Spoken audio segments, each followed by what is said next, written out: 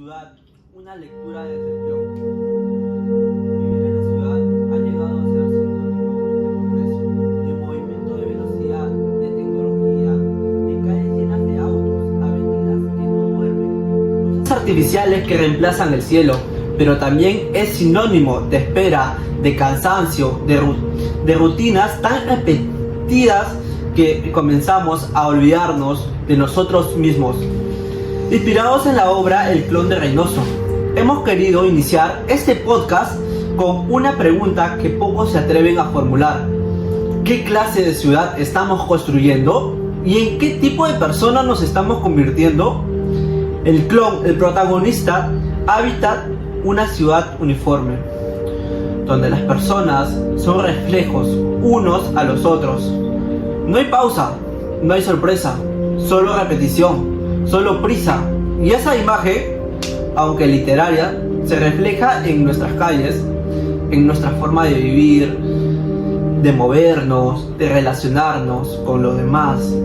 La congestión vehicular no es solamente un problema técnico o de infraestructura, es también una expresión del tipo de sociedad que hemos aceptado, una sociedad donde lo urgente aplasta lo importante, donde el tiempo se convierte en humo de escape, donde avanzar no siempre significa llegar.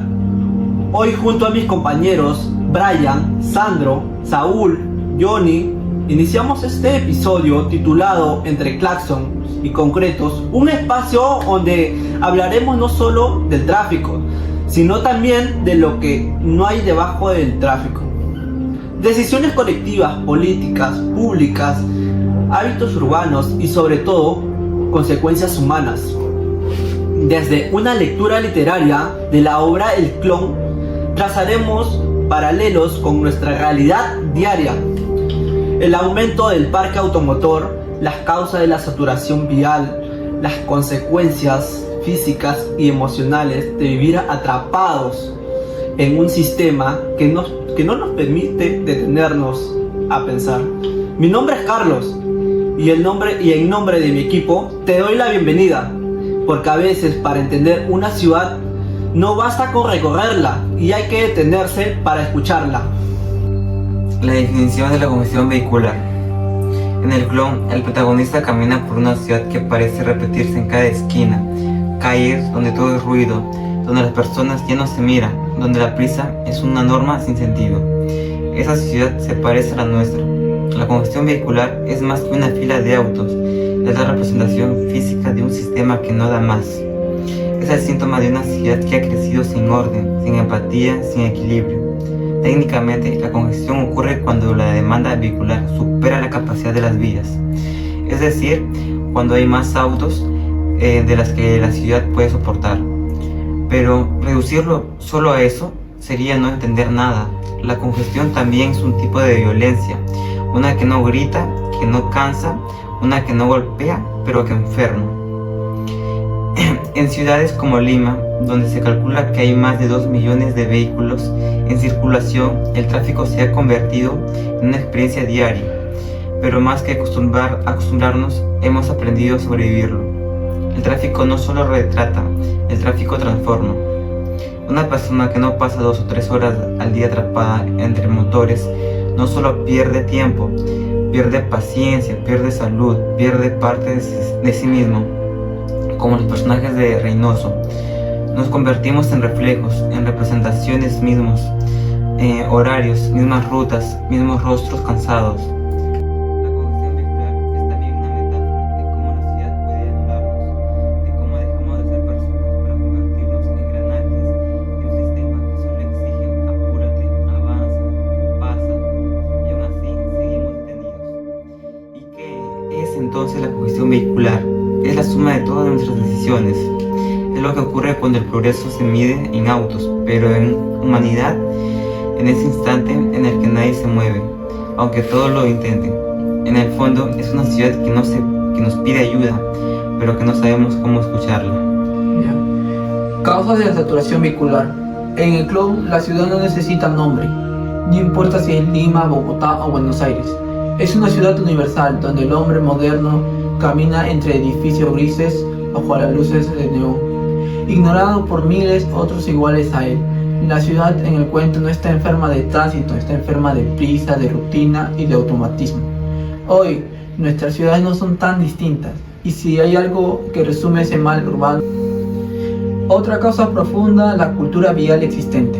Buses que se detienen en medio de pistas, conductores que invaden el cruce peatonal, motos que vuelan como si no existieran reglas. Y todo esto es casual. Es el reflejo de una sociedad sin educación cívica, donde el apuro vale más que el respeto. Pero la congestión no solo es la responsabilidad de quienes conducen, hay decisiones políticas que empeoran la situación. Proyectos de obras sin planificación previa, ausencia de controles de tránsito real, semáforos descoordinados y la falta de inversión en una infraestructura personal, ciclovías. La ciudad funciona como un cuerpo y cuando no se articulan sus partes bien, ésta se enferma. Y por último, pero no menos tan importante, tenemos la centralización. Absolutamente todo ocurre en las mismas zonas: trabajos, estudios, trámites o comercio de la salud. Eso obliga a que miles de personas se movilicen a la misma hora, por las mismas vías, creando cuellos de botella que se repiten todos los días. ¿Y saben qué es lo que es más grave? Que nos hemos acostumbrado, como en el clon, hemos normalizado el absurdo. Nos parece normal salir 3 horas antes, nos parece normal no poder cruzar, nos parece normal vivir irritado solo porque así es la ciudad. Pero la ciudad no es así por naturaleza, lo hemos hecho así.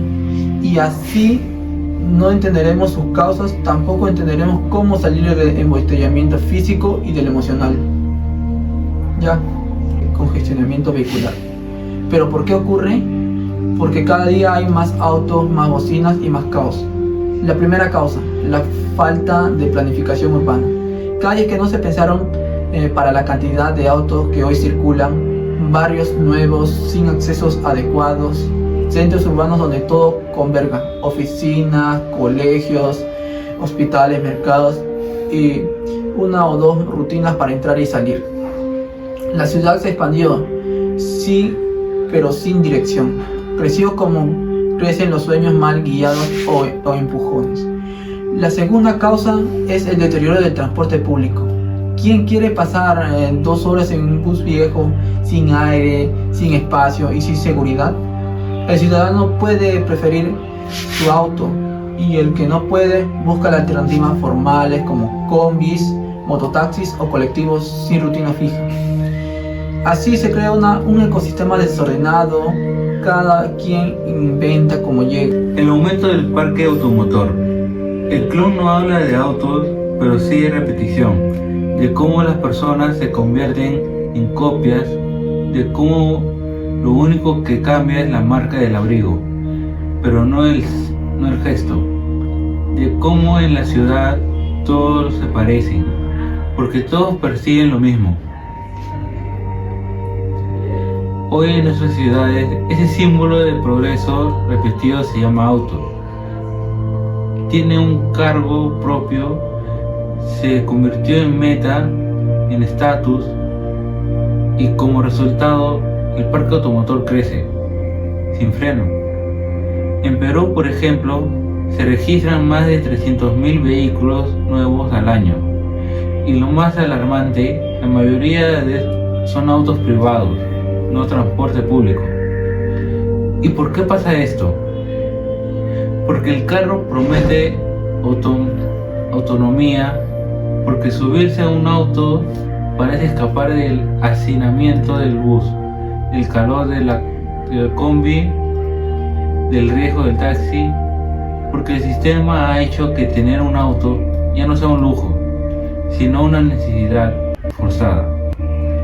Y aquí es donde el ciclo se vuelve perverso. Cada nuevo auto es un intento de solución individual que empeora el problema colectivo. Más autos no significa mejor movilidad, significa más congestión, más contaminación y más estrés. Y no hablamos solo de autos, hablamos de motocicletas que invaden veredas, de combis que se reproducen sin fiscalización, de taxis por aplicativo que circulan todo el día sin ruta fija, de autos usados importados con más de 10 años de antigüedad, que entran a la ciudad como si no pasara nada. La ciudad está saturada y lo peor es que seguimos metiéndole más.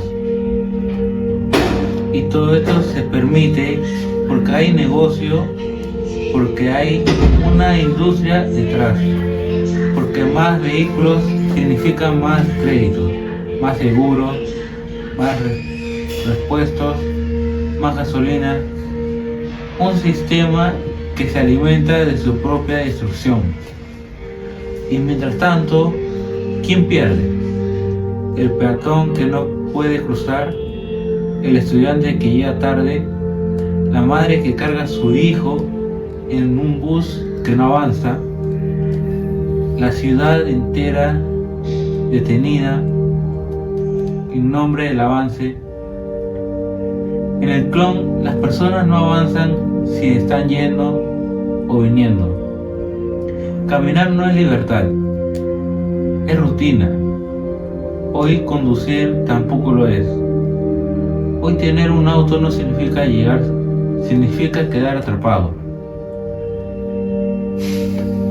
El parque automotor sigue creciendo y si no lo enfrentamos con política, con educación vial y con una transformación del transporte público, la ciudad es segura llenando de autos, pero vaciando la humanidad. El clon es una historia corta pero incisiva. Reynoso nos muestra un personaje que desplaza a una ciudad donde todo parece igual, donde el humano diluye en la rutina, donde el individuo se convierte en una parte de una masa no cuestionada, que solo obedece. Y eso también pasa en el gráfico. El congestionamiento vehicular no solo afecta el tránsito, afecta a las personas. Y sus consecuencias son más serias de lo que muchos creen. Primero, en la pérdida del tiempo. Una persona que vive en una ciudad grande puede pasar entre 2 a 4 horas diarias atrapadas en el gráfico. Eso significa muchas semanas completas al año perdidas, solo esperando avanzar. Pero no es solo el tiempo lo que se pierde vida. El hijo que no viste jugar, el descanso que no lograste tener, el almuerzo que te comiste deprisa. Todo se va quedando entre el motor encendido y la bocina que no se cae. Y eso ahí cuando comenzamos a convertirnos en estos personajes que describe Reynoso.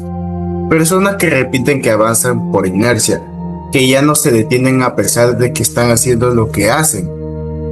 Luego está el impacto de la salud física. Estudios médicos demuestran que las personas expuestas diariamente a largos periodos de gráfico sufren de aumento del estrés y la ansiedad, como problemas respiratorios por la contaminación del aire, muchos dolores musculares por la mala postura prolongada, trastornos del sueño, aceleración del envejecimiento y estrés diario.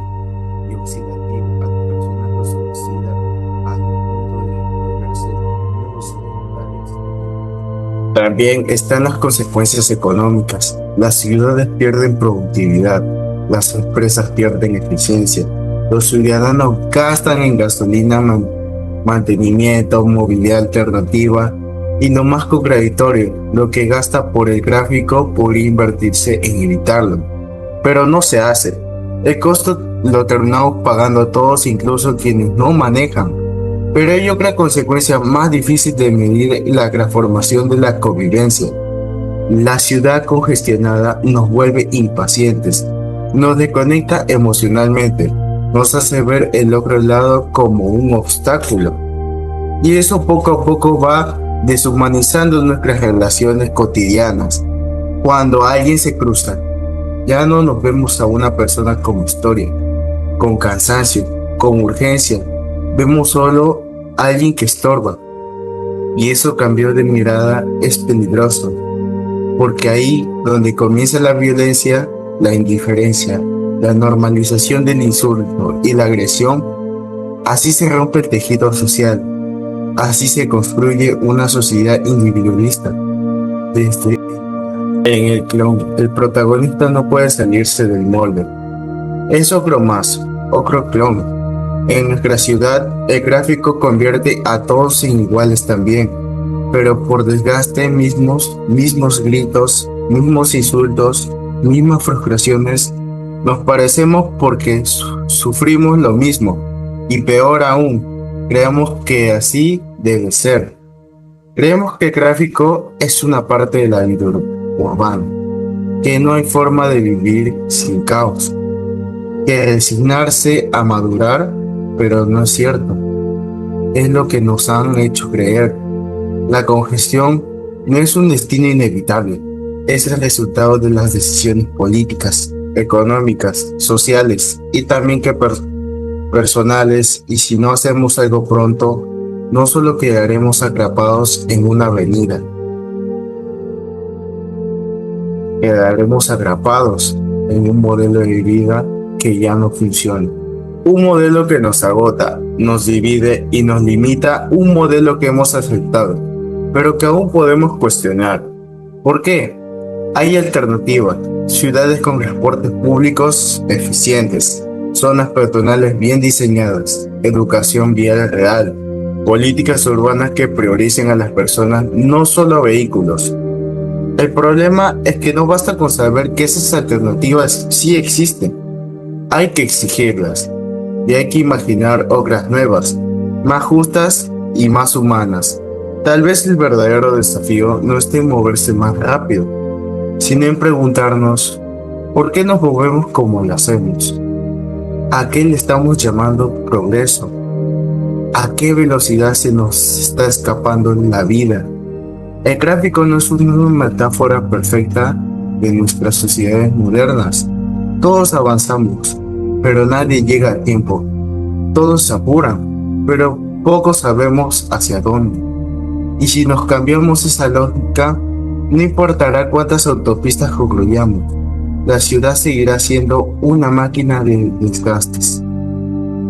Una ciudad más habitable no empieza con cemento. Una ciudad más habitable no empieza con cemento, empieza con conciencia. Una ciudadanía que se rehúsa a ser clonada por la rutina, con una generación que no se conforme con solo sobrevivir al tráfico, sino que se atreva a rediseñar el camino. Porque al final, una ciudadanía no es el gráfico que genera, sino las personas que deciden proteger. Durante las últimas décadas, la congestión vehicular ha dejado de ser un problema de tránsito para convertirse en un reflejo profundo de nuestra forma de vida. Las ciudades que habitamos muchas veces sin cuestionarlas han sido diseñadas para el movimiento constante, pero no para el bienestar. Hemos crecido creyendo que avanzar es suficiente aunque no sepamos a dónde nos dirigimos, como ocurre en la obra El clon de Reynoso, donde los personajes caminan por una ciudad uniforme, sin individualidad ni destino claro. Hoy nosotros también atravesamos un espacio urbano que nos obliga a repetir una rutina sin sentido. Vivimos inmersos en una cotidianidad acelerada, donde el apuro se normaliza y el descontento se silencia. La congestión vehicular no solo nos hace perder el tiempo, nos quita la calidad de vida, afecta nuestra salud, nos vuelve más impaciente, menos empático, nos lleva a aceptar como inhabitable aquello que en realidad no debería ser inaceptable. Pero aún estamos a tiempo de cambiar. Cambiar no significa eliminar los autos de la noche a la mañana, sino repensar la manera en que nos desplazamos, cómo usamos el espacio público y qué tipo de ciudades queremos construir. Significa reconocer que el problema no es únicamente vial, sino también humano, social y cultural. Como jóvenes, como ciudadanos, como comunidad, tenemos la capacidad de cuestionar el modelo que nos ha llevado hasta aquí. Y también tenemos el deber de proponer alternativas más sostenibles, más justas, más humanas.